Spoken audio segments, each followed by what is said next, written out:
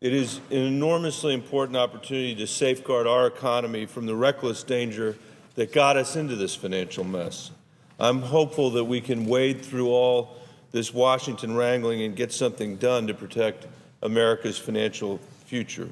Madam President, there's a shared understanding of what got us here, and that's the good news. Some on Wall Street took all the risk, yet it's the American people who paid the price. Small businesses, homeowners, and working families were forced to come in and clean up this mess.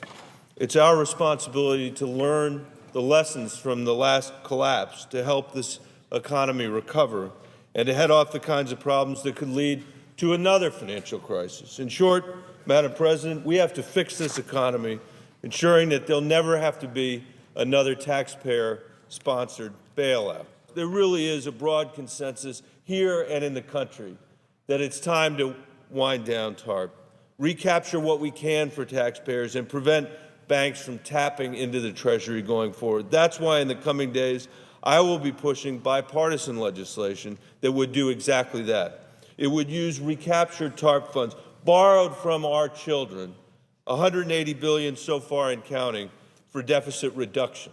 And it would take important steps to end the TARP.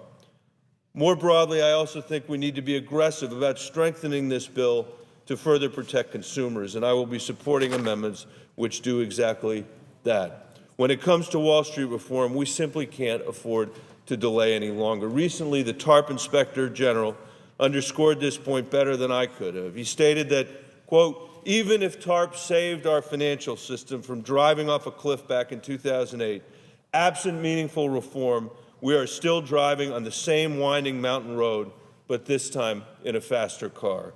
In short, bailing out companies has made the future risk of our financial system even worse by creating the moral hazard that a financial firm that participates in risky behavior is going to somehow be bailed out by the government, by the taxpayer. And this Wall Street reform package takes a strong step toward restoring some degree of sanity in our financial system and making that moral hazard a thing of the past.